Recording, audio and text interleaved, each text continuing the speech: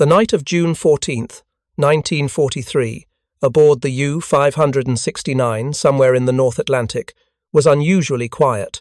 A low fog clung to the rolling sea, muffling the propeller's wake as the boat cruised at periscope depth. Inside the cramped pressure hull, the crew moved in a practiced, almost hypnotic rhythm. Sonar reports hummed softly in the radio room. Every man knew the routine, the drills, the unspoken hierarchy that governed life underwater. Captain Klaus Schröder, a seasoned officer of 28, rested his hand on the conning tower hatch. The Atlantic had been kind to him recently, no attacks, no sudden depth charges exploding the water around them.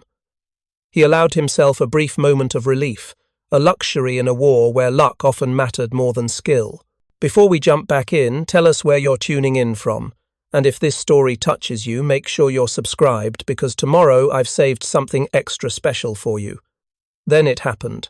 A faint, metallic clicking sounded over the hydrophones. Schröder froze. The sound was unlike anything in the U-boat manuals, unlike the steady thrum of escort propellers or the distant concussion of Allied depth charges. The men in the control room exchanged puzzled glances. The sonar operator repeated the pattern. Click, click, impact. A new weapon had entered their lives, the Hedgehog anti-submarine mortar. It was a technology they had only heard rumors of American ingenuity at its finest, a system of spigot mortars that could launch a volley of small contact-fused explosives ahead of the attacking ship. Schröder had been trained to expect depth charges, not this. Depth charges were brutal, sure, but predictable. A series of concussive blasts that detonated at preset depths. The U-boat could dive deep, evade, and in many cases survive. Hedgehogs changed that calculus completely. To understand why, one had to consider the Battle of the Atlantic in mid-1943. German U-boats, over 400 in operation, were still organized under Admiral Karl Dönitz's Wolfpack doctrine. The Atlantic was their hunting ground, a vast stretch of ocean stretching from the British Isles to Newfoundland. Convoys were slow, lumbering, predictable, and heavily laden with fuel, munitions, and food. Until now, the German Navy had dominated these waters, sinking hundreds of thousands of tons of Allied shipping. Their own crews had grown confident, almost complacent, in the predictable responses of the enemy. The standard evasion tactics had become ritual: detect the escort ship's sonar pings, dive to safe depths, and drift silently until the danger passed. The Hedgehog rendered those rituals obsolete. Unlike depth charges, which exploded indiscriminately in a pressure-determined sphere, Hedgehogs travelled ahead of the ship in tight formation, detonating only on contact. There was no shockwave warning, no chance to sense the approaching danger. If a projectile found its mark, the U-boat's hull would shudder, the compartments creaking under localized explosion. If it missed, the attacker immediately launched another salvo. There was no pause, no time to regroup, and the psychological effect was immediate. The U-boat crew realized they were vulnerable in ways previously unimaginable. Klaus Schröder remembered the first reports from peers. "It's as if the ocean itself is hunting us," one officer had said during a rare briefing in Lorient. The intelligence they received was incomplete, filtered through layers of German naval doctrine that assumed depth charges were the apex of anti-submarine technology. Engineers had calculated the explosive yield and blast radius of depth charges, plotted dive depths and evasion maneuvers. Hedgehogs invalidated all of it. The U-boat's hydrophones could hear the launch, could detect the water disturbance, but by then it was too late. The weapon's forward arc meant that the traditional sanctuary beneath the waves no longer existed. On U-569 that night, the first volley of Hedgehog bombs splashed ahead of them. Schröder ordered an immediate crash dive, pushing the U-boat beyond its safe operational depth. The crew worked frantically, twisting valves, monitoring ballast tanks, and listening to the unfamiliar rhythm of the Atlantic disrupted by these new weapons. The tactile knowledge accumulated over years, how to ride the waves, how to sense enemy proximity through vibration and sonar echoes, was suddenly obsolete. Each man understood, in a visceral way, that their survival now depended on more than skill and luck. It depended on understanding a weapon they had never seen, a doctrine they had never trained for. The Allies' development of the Hedgehog was part of a larger evolution in anti-submarine warfare that had been quietly unfolding since 1942. American and British engineers, drawing on lessons from the early desperate convoys, had realized that depth charges alone were insufficient. Ships could not afford to linger in hope that a U-boat's calculated maneuvers would bring it into the explosive radius. Instead, the approach had to be proactive. The Hedgehog, a forward-throwing weapon capable of firing up to 24 small bombs, ensured contact or repeated attempts in rapid succession. It also left no telltale concussion for hydrophones to detect until impact, denying U-boats the warning signals that had allowed them to evade depth charges for so long. For the men in Schröder's boat, the implications were immediate and terrifying. They had been trained in a psychological ecosystem built on predictability. Each convoy, each escort, each sonar ping conformed to an expected pattern. The Allies had disrupted that ecosystem not with overwhelming numbers or brute force, but with innovation, a quiet, precise, and deadly weapon that turned centuries of naval assumptions on their head. Every launch was a lesson they could not unlearn, a reminder that the war was evolving faster than doctrine, faster than training, faster than instinct. The first engagement ended with no casualties on U-569, a fortunate anomaly. Yet, as the crew surfaced hours later under cover of darkness, the mood had shifted. Confidence had given way to apprehension. The Atlantic no longer felt like a hunting ground. It felt like a gauntlet. Captain Schröder, normally reserved in his remarks, addressed the men with a rare bluntness. Depth charges are history. We must assume that any forward launch is deadly. Every approach, every maneuver must change. And with that, the foundation of belief that had governed U-boat operations for years had begun to crack. The morning of June 15th, 1943, found the U-569 patrolling the same stretch of the North Atlantic, the grey horizon merging with the cold, restless sea. The men had slept little. Anxiety had replaced the usual rhythm of submarine life.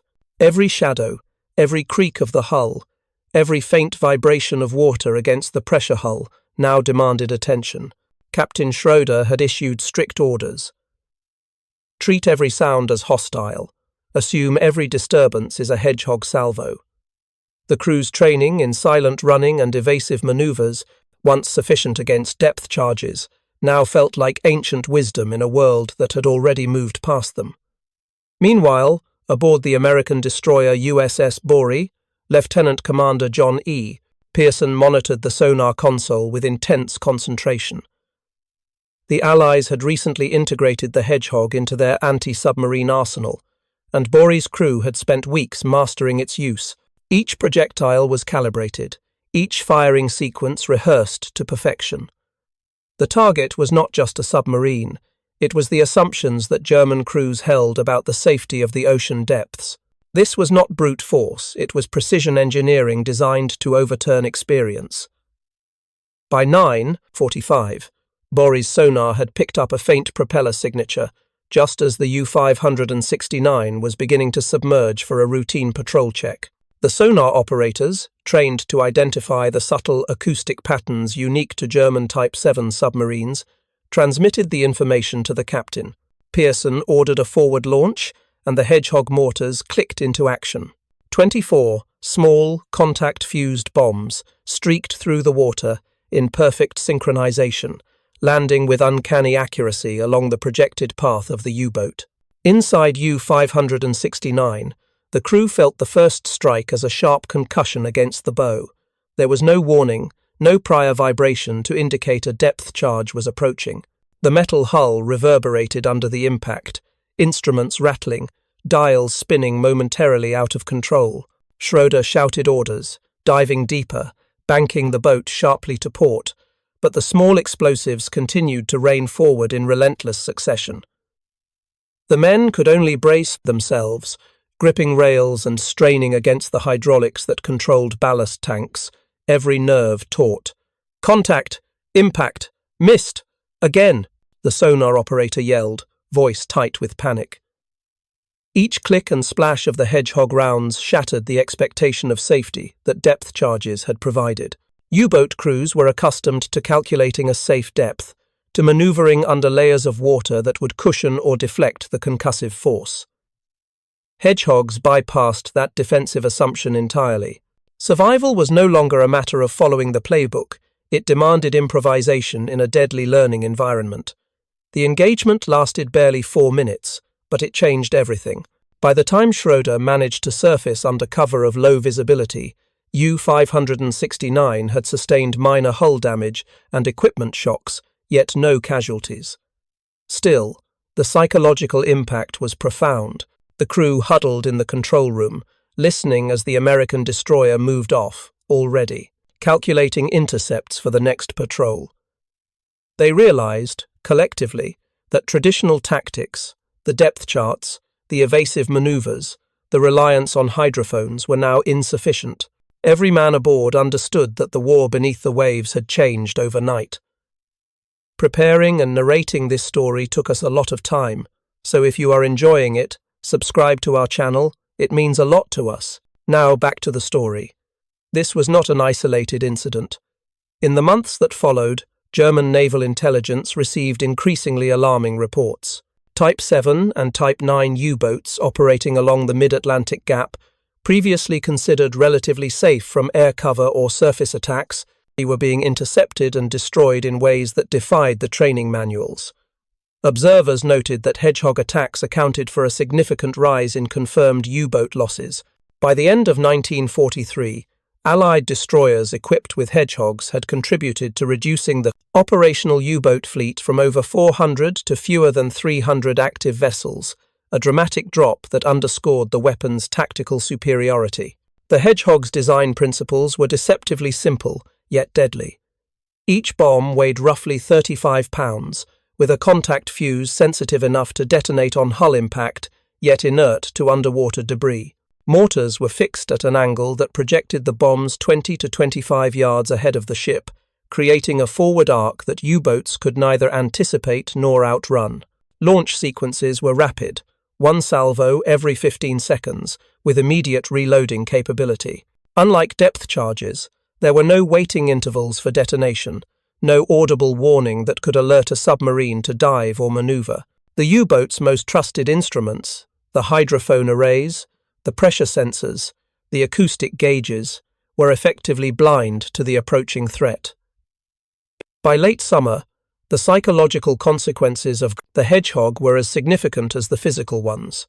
Captains like Klaus Schröder began altering patrol patterns, spending more time submerged at maximum safe depth, relying on cautious stealth rather than aggressive wolfpack tactics.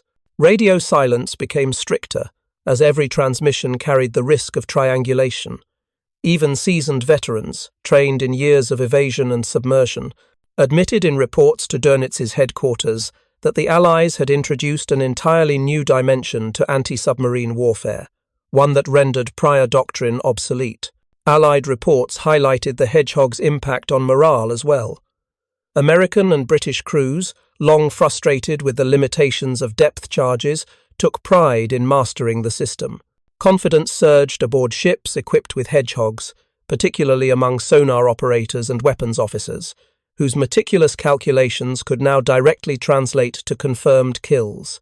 In contrast, U-boat crews experienced heightened anxiety, fatigue, and a pervasive sense of vulnerability. The ocean, once their hunting ground, had become a domain where they were perpetually at risk, hunted by unseen projectiles that struck without warning. For the U-569, the months following that first encounter with Hedgehogs were marked by a mixture of caution and tension. Schröder revised tactics, emphasizing submerged approach patterns, tighter watch rotations, and redundant escape procedures. Still, the awareness lingered. The era of the depth charge, once the defining threat beneath the waves, was over.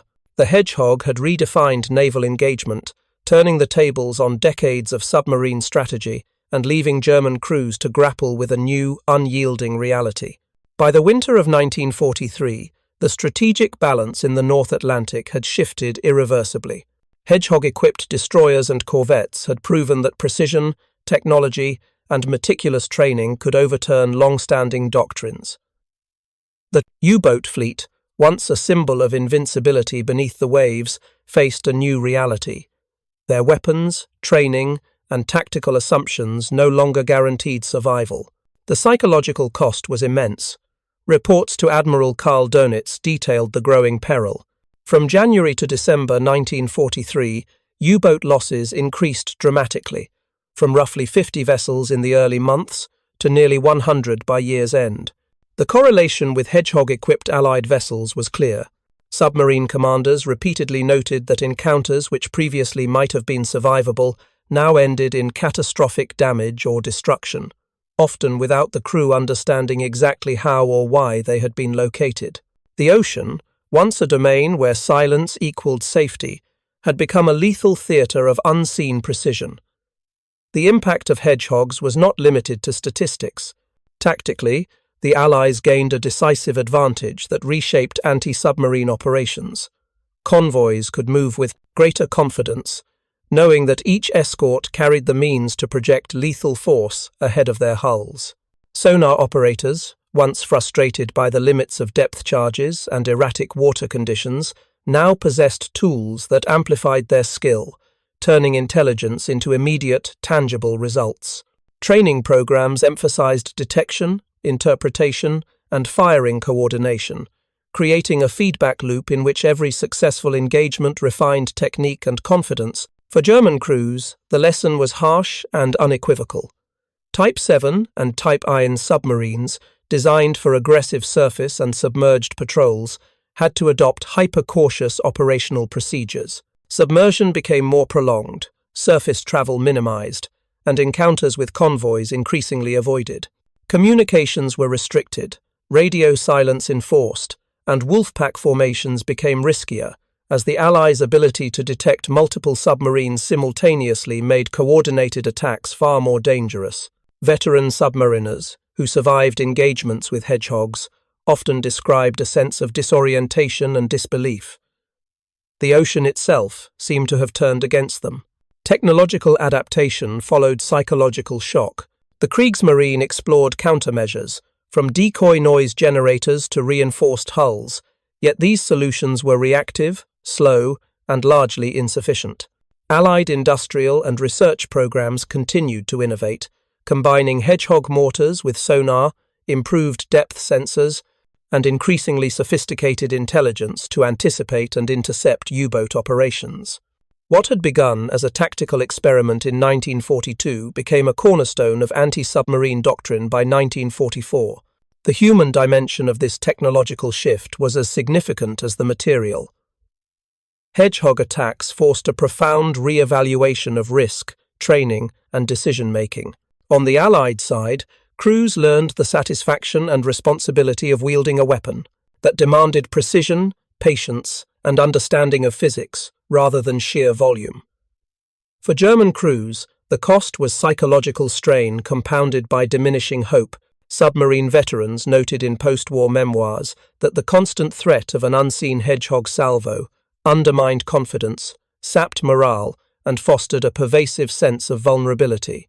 Even when boats survived encounters, the mental toll was cumulative, shaping decisions and behavior for the remainder of the patrol.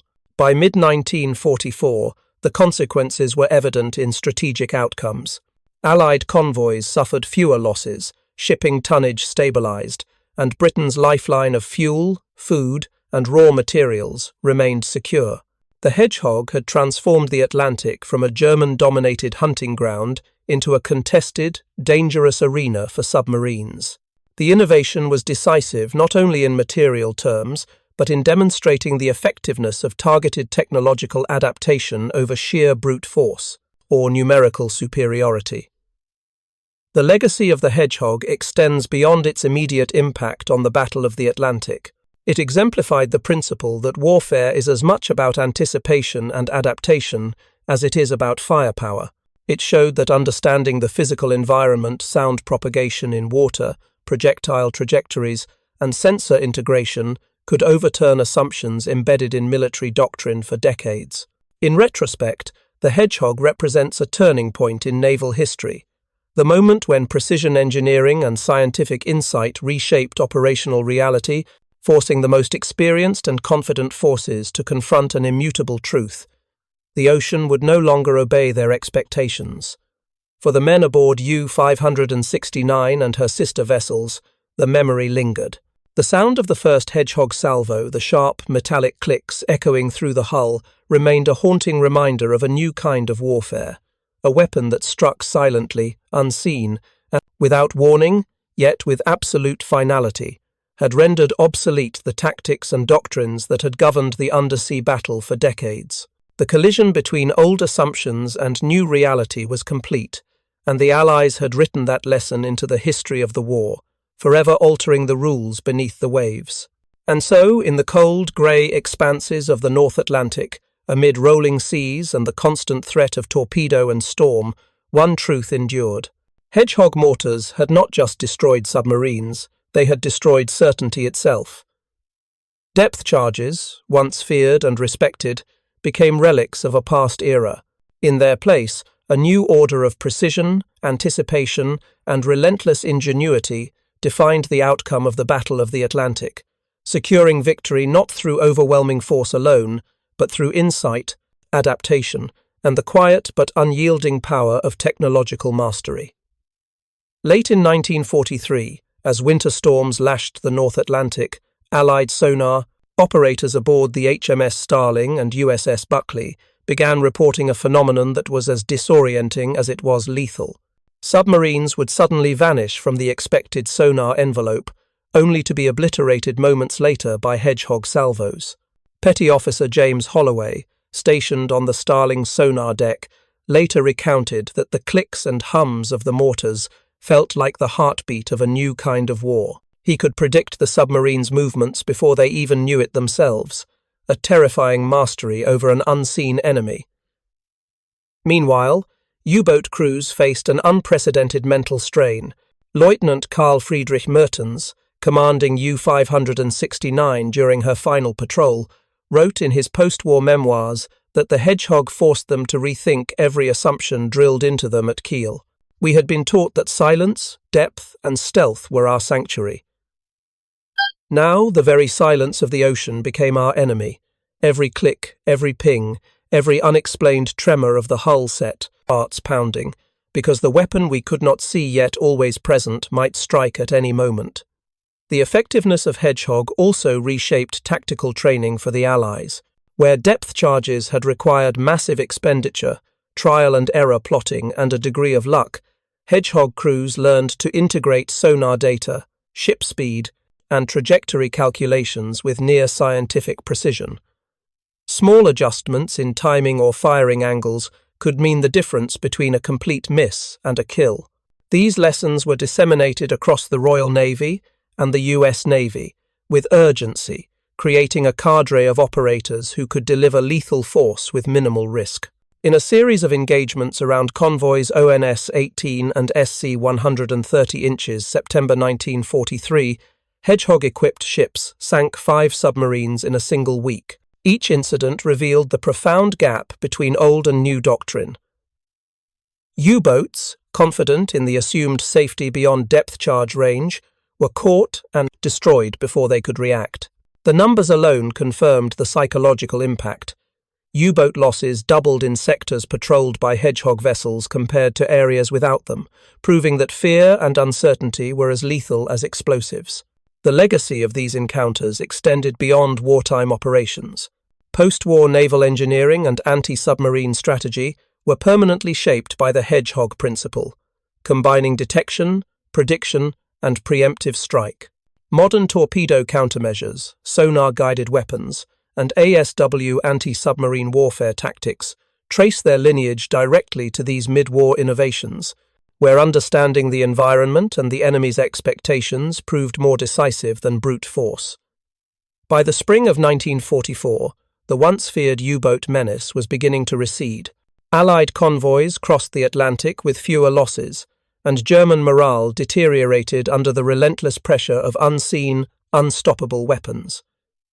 Hedgehog mortars had not merely destroyed submarines, they had systematically dismantled the confidence and doctrine of an entire naval arm of the Kriegsmarine. Every surviving crew member carried the memory of the clicks, the sudden tremors, and the chilling realization that the old rules no longer applied. By the summer of 1944, the Atlantic had become a different ocean entirely. Where U-boats once prowled with near impunity, every shadow, every propeller hum could no longer be trusted as safe.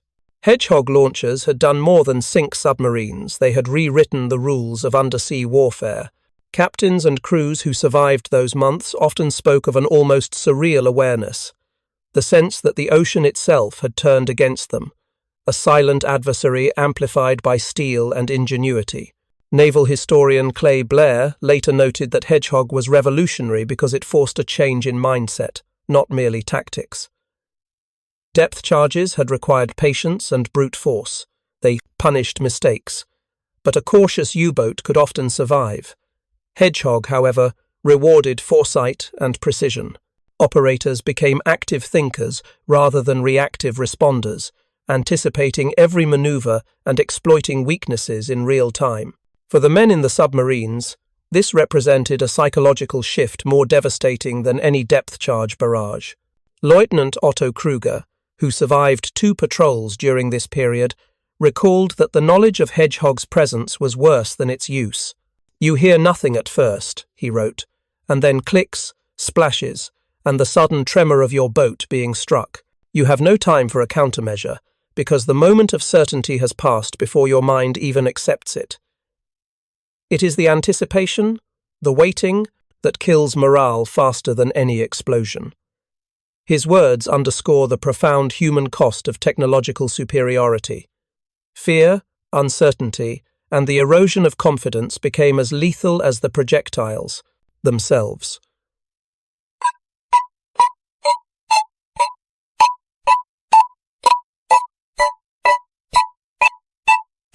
From a strategic perspective, Hedgehog accelerated the collapse of the U-boat threat in the Atlantic.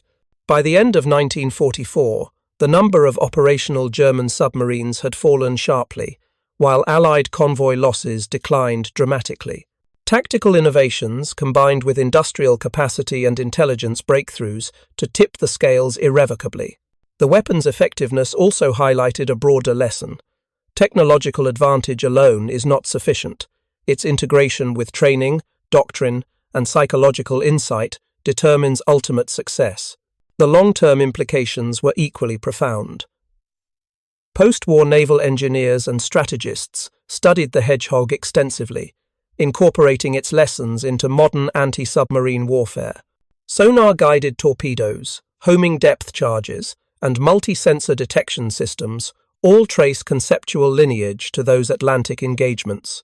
Beyond the technology, the Hedgehog demonstrated the importance of understanding the enemy's assumptions and exploiting them, a principle that transcends oceans, eras, and platforms.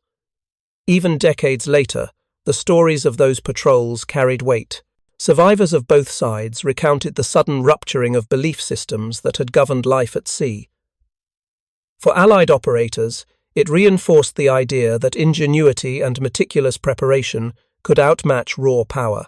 For U-boat crews, it became a cautionary tale about reliance on doctrine and the illusion of safety. Every wrecked submarine, every lost sailor, and every shattered expectation underscored that warfare is as much a battle of minds as of steel. In the end, Hedgehog mortars did more than redefine anti-submarine tactics. They altered the human experience of the Atlantic War. They demonstrated how perception, psychology, and precise engineering could converge to transform an entire theatre of conflict. The men who launched them, and those who felt their impact beneath the waves, were part of a quiet revolution in naval warfare, one whose echoes would be felt long after the last U-boat slipped beneath the ocean's surface. As the Allies pushed ever closer to victory in Europe, the legacy of those small but lethal launchers endured. Hedgehog represented not merely a weapon, but a moment in history where human ingenuity shattered assumptions, reshaped strategy, and changed the course of a global conflict. And for the submariners who once thought themselves invincible, it became a stark reminder. The ocean has rules, but men can always rewrite them. By late 1944, The Atlantic was no longer the ocean the Kriegsmarine had once dominated. U-boats, once feared predators capable of slicing Allied convoys in half, had been rendered increasingly impotent by the combination of intelligence breakthroughs, air cover, radar, and the lethal precision of Hedgehog launchers. The German crews had entered the war with a profound confidence in their technology and doctrine, a confidence reinforced by early successes and strict adherence to tactical manuals. Yet, the material evidence of Hedgehog attacks shattered that confidence in a way no lecture, report, or simulation could prepare them for. The Hedgehog's true innovation lay in its psychology as much as in its engineering. Unlike depth charges, which detonated indiscriminately and gave the enemy a chance to evade or survive, Hedgehog projectiles were contact-based, detonating only upon impact. This meant that silence no longer implied safety. Every ping, every distant sonar blip, every flash of water on the surface could presage destruction. For the men in the U-boat, the ocean became a theatre of uncertainty, a place where every decision carried a hidden cost. Crew morale, discipline, and focus were tested in ways even the most rigorous training could not anticipate. Allied forces, on the other hand, had learned to merge technology with doctrine, to think strategically about sound, motion, and prediction. Ships were outfitted with advanced sonar systems, and operators trained to interpret minute variances in the water's acoustic signature. Hedgehog launchers were not simply weapons, they were instruments of intelligence, amplifying the operator's understanding of enemy movement, while simultaneously depriving the adversary of any reliable sense of control. In effect, the Atlantic itself became an ally to those who could read its language. Historians looking back note that Hedgehog represented a larger trend in the war, a movement from brute force toward information superiority. Whereas earlier battles had been won through mass and attrition, by 1944, battles were increasingly won by anticipation, precision, and the clever exploitation of enemy assumptions. The Germans' faith in depth charges, in hydrophone range limits, and in the inviolability of their doctrines had become liabilities. The Allies demonstrated that technology, carefully integrated with strategy and training, could compress uncertainty into a tactical advantage. Yet the story is not merely about machines or doctrine. It is about human perception and adaptation. Surviving U-boat commanders, when interviewed after the war, frequently cited the Hedgehog as a turning point in their experience of the Atlantic. They described the sensation of invisibility collapsing, of the familiar rules of engagement being rendered obsolete. For them, the ocean had become unpredictable, alien, and profoundly hostile. Conversely, Allied sailors recalled Hedgehog attacks with a quiet pride, emphasizing the satisfaction of precision and the knowledge that preparation and ingenuity could decisively shift the balance of power. The long-term legacy of Hedgehog extended well beyond 1945. Post-war navies studied its design, refining sonar-guided mortars, homing depth charges, and anti-submarine aircraft tactics. It served as an early blueprint for integrated anti-submarine warfare, a system where detection, prediction, and engagement were inseparable components of operational doctrine. Hedgehog's influence can be traced through Cold War naval strategy, shaping the way fleets approached submarine detection, engagement, and deterrence. In retrospect, Hedgehog exemplifies the profound interplay between technology, human psychology, and strategy. It illustrates how an innovation, seemingly small and specialized, can have ripple effects across an entire theater of operations. Its success was not simply the destruction of enemy vessels, but the reshaping of enemy behavior, the recalibration of risk perception, and the affirmation that the edge of innovation often lies in subtle, methodical improvement rather than in ostentatious firepower. For the men aboard U-boats, the lesson was clear and enduring. The instruments of war are only as powerful as the assumptions they exploit. For the Allied operators, the lesson was equally enduring. Meticulous preparation, rigorous understanding of physics and psychology, and the courage to implement unorthodox solutions could decisively rewrite the rules of engagement. In the icy, storm-lashed waters of the North Atlantic, Hedgehog launchers achieved a rare feat. They transformed an ocean of fear into a theatre of calculated dominance, forever changing the human and material landscape of naval warfare. Even today, when naval strategists study the evolution of anti-submarine operations, the Hedgehog stands as a monument to ingenuity, precision, and the profound consequences of challenging established assumptions. Its story reminds us that victory in war is rarely just about numbers or firepower. It is about understanding the unseen, anticipating the unknown, and having the foresight to act decisively when reality breaks the illusion of certainty. Even as the Atlantic quieted with the closing months of 1944, the lessons of Hedgehog reverberated far beyond the theatre of convoy escort. Naval officers, strategists, and historians alike recognized that the battle beneath the waves had been won not merely by brute strength, but by the subtle orchestration of technology, observation, and anticipation. Hedgehog had proven that innovation was not about building bigger guns or faster ships. It was about understanding the environment, exploiting human assumptions, and refining the tools already at hand. For surviving U-boat veterans, the war had left an indelible mark. Diaries, post-war interviews, and memoirs often spoke of the moment they first heard the telltale clack of a Hedgehog salvo hitting the water. It was an unassuming sound, but one that carried enormous consequence. To the German sailors, it was a revelation of vulnerability. To the Allied operators, it was confirmation that careful preparation could transform fear into efficacy. The psychological impact cannot be overstated. An enemy that once operated with confidence and control suddenly faced a force that anticipated, calculated, and dominated without being seen. Beyond the tactical, Hedgehog symbolized a broader principle of warfare that extends even into modern strategy: the importance of perception, adaptation, and iterative improvement. Every tactical innovation, be it sonar analysis, acoustic filtering, or the precise timing of depth charge patterns, served to undermine the enemy's assumptions and reshape the battlefield. By 1945, the Atlantic was no longer a domain in which U-boats could operate with impunity. Every movement, every decision, every dive was shadowed by the knowledge that the ocean itself had become a hostile and intelligent adversary. The legacy of Hedgehog also reminds us of the human dimension of technological change. Crews on both sides had to adjust, to rethink what they had been taught, and to confront realities that textbooks had failed to capture. Fear, anticipation, ingenuity, and despair were all heightened by this new paradigm of warfare.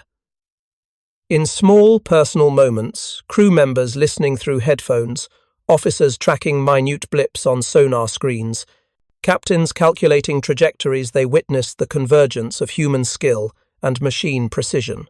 Those experiences, etched into memory, illustrate the profound truth that warfare is as much about human perception as it is about machinery. Historians today view Hedgehog as a turning point in the evolution of anti-submarine warfare. Its principles informed post-war naval doctrine, contributing to the development of modern ASW tactics, homing torpedoes, and sonar-guided munitions. More broadly, it serves as a historical case study in the interplay between technology, strategy, and psychology. A small, seemingly specialized innovation not only saved countless Allied lives, but it also forced a re-evaluation of long-held doctrines, proving that the war beneath the waves could be as decisive as battles on land or in the air. Ultimately, the story of Hedgehog is a story of clarity piercing through uncertainty. It is the story of human ingenuity, confronting fear, of preparation, overcoming chance, and of a simple mechanical system reshaping an entire theatre of war. In the end, the men aboard the U-boats, and those on the destroyers, became part of a larger lesson. That understanding, adaptation, and precision, rather than sheer force alone, can turn the tide of conflict. The Atlantic, once a domain of ambiguity and danger, became a crucible in which these lessons were forged. Hedgehog launchers, small but decisive, transformed both the material and psychological landscapes of naval warfare. And as history reflects on these months, one truth emerges with clarity. The unseen, the precise, and the thoughtful often determine outcomes more than the loud, the large, or the obvious. Hedgehog was not just a weapon. It was a revelation, a turning point, and a testament to the power of methodical innovation in shaping the course of human events. In the quiet aftermath of 1945, the Atlantic held the ghosts of these encounters. For the Allied sailors, Hedgehog remained a reminder that foresight, discipline, and knowledge could overcome the seemingly insurmountable.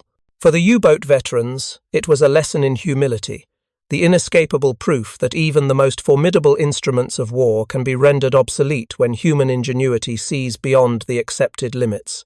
And in that lesson lies the enduring power of Hedgehog, not merely in the destruction it wrought, but in the minds it challenged and the future it shaped. Even as the guns fell silent and the last U-boats surrendered or scuttled themselves in the months following May 1945, the reverberations of the Hedgehog's impact continued to be studied in naval academies and research laboratories across the world. Analysts pored over action reports, sonar logs, and survivor testimonies, not merely to tally kills, but to understand why once dominant German submarine force had been rendered increasingly ineffective. Every detail mattered. The subtle difference in hydrophone sensitivity, the timing of salvo sequences, the precise weight and detonation depth of each projectile. Hedgehog, in its mechanical simplicity, had codified a new logic of naval engagement, one that prioritized anticipation over reaction, calculation over instinct, and understanding over brute force. Among the men who had served aboard destroyers and frigates, the memory of hearing the faint clack of a Hedgehog firing was vivid. It was a sound that carried the weight of inevitability. Unlike depth charges, which detonated in the hope of striking a target, Hedgehog created certainty. Each contact was an opportunity, each salvo a calculated strike. The psychological burden on U-boat crews was immense. Commanders who had spent years believing that depth charges were the ultimate threat now confronted a reality in which conventional doctrine had been upended overnight. Letters and memoirs from German submariners describe the dread of being hunted in silence, knowing that the waters themselves betrayed them, and that survival depended on skills and knowledge that were no longer sufficient. The implications for Allied strategy were equally profound. Hedgehog's introduction marked the beginning of a larger conceptual shift in anti-submarine warfare. The integration of intelligence, technology, and continuous observation into a single, coherent system. It was no longer enough to patrol the seas or rely on escort presence alone. Operators needed to understand ocean acoustics, anticipate enemy maneuvers, and coordinate across multiple vessels and aircraft. Training programs were overhauled, emphasizing precision, timing, and the interpretation of data over sheer numbers or raw firepower. In many ways, Hedgehog foreshadowed the modern emphasis on networked warfare, in which information and situational awareness are as decisive as the weapons themselves. Yet Hedgehog's story is not just one of technological triumph. It is also a story of human adaptability. Men on both sides had to confront uncertainty, reassess long-held beliefs, and reconcile their training with stark new realities. For Allied sailors, it reinforced the value of discipline and the patience required to execute complex operations under stress. For German crews, it illustrated the vulnerability inherent in overconfidence and the peril of assuming that past successes guaranteed future dominance. In that tension between preparation and adaptation lies the enduring lesson of the Hedgehog era: warfare. Particularly under the unforgiving conditions of the Atlantic, rewards neither arrogance nor simplicity, but foresight, flexibility, and meticulous execution.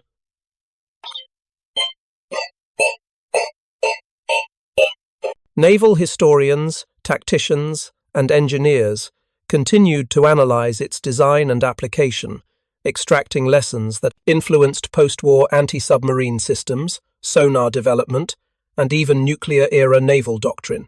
Its principles, anticipation, precision, and the fusion of technology with human insight remain foundational in military planning.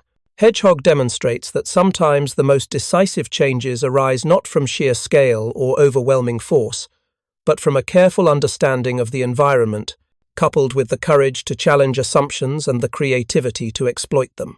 In reflecting on the Atlantic campaigns of 1943 through 1945, one cannot overstate the dual nature of Hedgehog's impact. It was both a weapon and a revelation.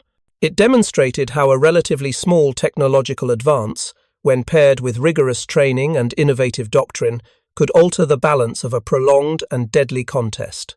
And it left an enduring psychological imprint, the haunting awareness that, beneath the waves, the ocean itself could be turned into an adversary, equipped with eyes, ears, and the uncanny precision of human design. For modern audiences, the Hedgehog story resonates because it embodies a timeless lesson. In a conflict defined by vast fleets, industrial might, and global strategy, it was often the smallest, most deliberate innovations that proved decisive. Listening devices, hydrophones, and projectile launchers tools that could have been dismissed as incremental transformed not only tactics, but the very perception of what was possible. In the quiet moments between attacks, in the stillness of the Atlantic night, Hedgehog served as a constant reminder. Victory does not always favor the strongest, but the prepared, the perceptive, and the persistent. Ultimately, the legacy of Hedgehog reaches far beyond the sinking of individual U-boats or the shifting tide of the Battle of the Atlantic. It is a story of human ingenuity confronting fear, of doctrine being tested against reality, and of the transformative power of disciplined, informed action. In the end, the echoing clack of a Hedgehog salvo is more than a sound. It is a symbol of the profound consequences that can arise when understanding, innovation, and courage converge in the crucible of war.